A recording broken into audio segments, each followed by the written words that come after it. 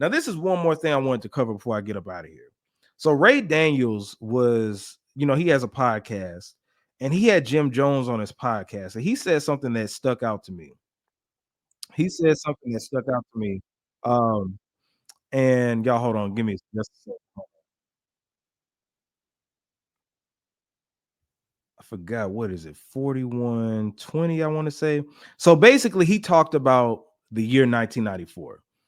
He talked about the year 1994, and is the year 1994 the most important year in hip hop?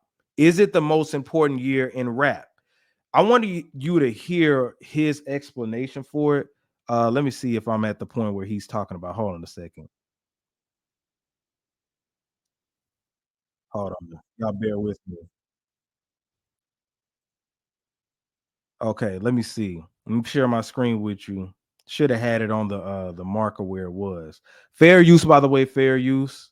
Listen to this. Daddy Kings and the Rock Kims, and then you have like a whole line against her, like Funk Dr. Spock and all that type of shit, bro. You heard? Yes, like, come on, bro. Like, you know what I mean? And for them to I had to say it right now. Rakim, Tupac, Jay, oh man, Busta Rhymes, you know what I mean? Like, so it's like the era's over.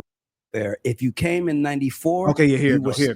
He wanted to share that part right there. So 1994. Let's list everybody that he named. He named Outkast, Biggie. He dropped Ready to Die. Nas dropped Illmatic.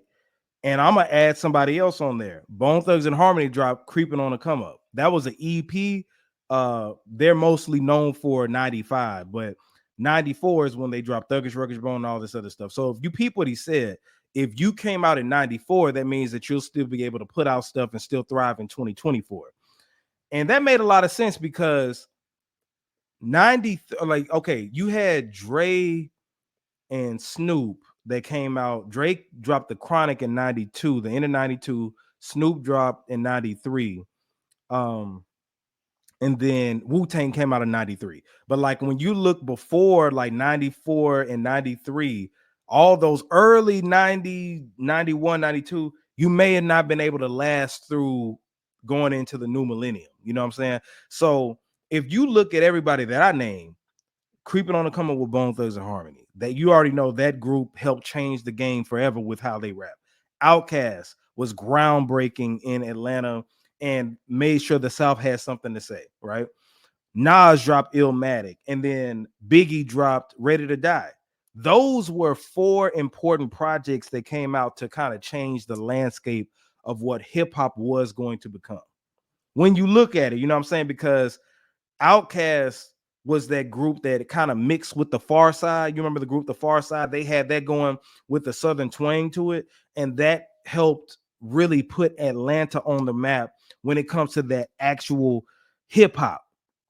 You know what I'm saying? Like Atlanta had stuff going on before that, but when Outkast came out, they paved a different way in art form in Atlanta. That whole Dungeon family, that's the beginning of the Dungeon family. You know what I'm saying? Out of that came Goody Mob, and out of that Rico Wade and all this other stuff. And then you got to connect that to TLC and all that. You know what I'm saying? So that drop, and then of course Biggie, Biggie helped bring the East Coast back because it started going West Coast once Dre, before that was NWA, you know what I'm saying? They started it, but then when Dr. Dre, when they started Death Row, when they started that, things started shifting to the West. But Wu-Tang helped kind of usher it back with the hardcore stuff, but Biggie commercially helped bring New York back. And then Nas was creeping up under that too. You know what I'm saying? Nas wasn't as popping as Biggie during that year as far as radio, but Nas made impact when he dropped Illmatic. So that's the question.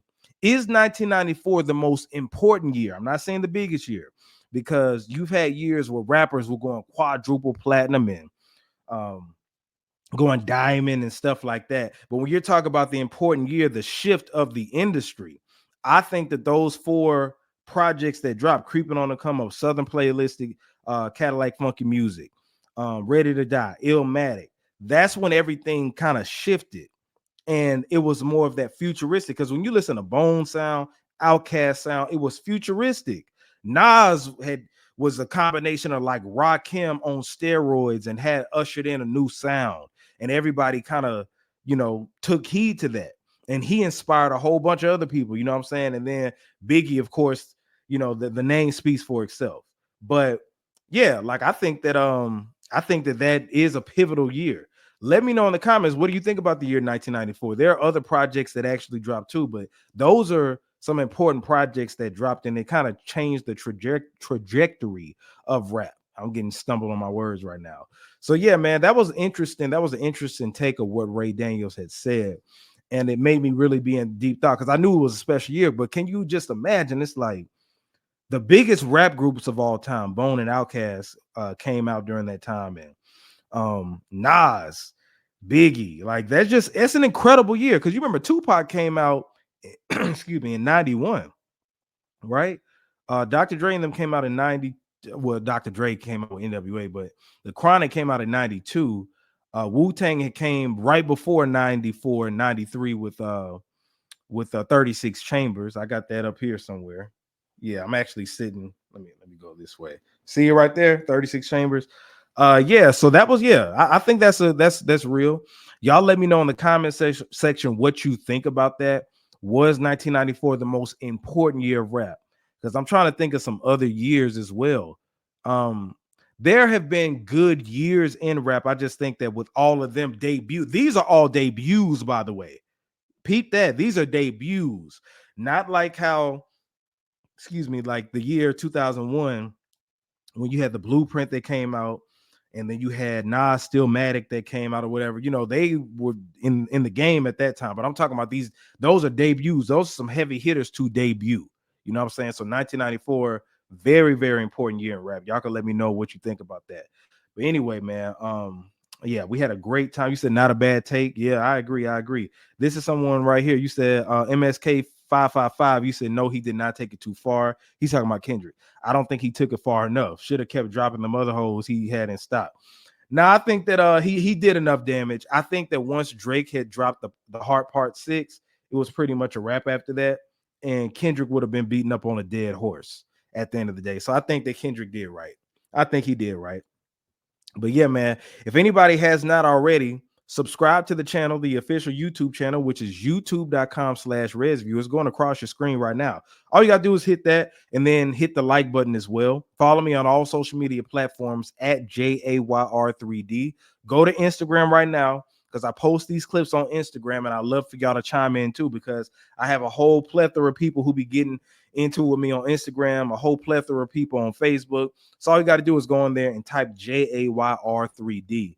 And again, tell a friend, and tell a friend about ResView. That's how the show continues to grow. You know what I'm saying? Like giving shout outs. If you want to collab, if you got a YouTube channel, we can collab on some stuff. You know what I'm saying? So yeah.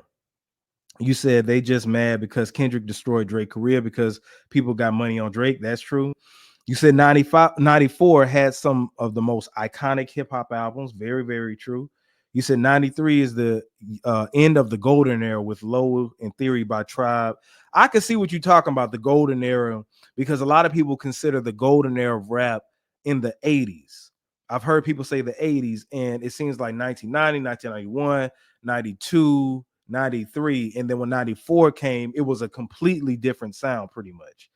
96 was an important year too, though. It was, I agree, 96 definitely was an important year. Yeah, 96 was an important year. I don't know if it was as important as these debuts from these heavy hitters that came out.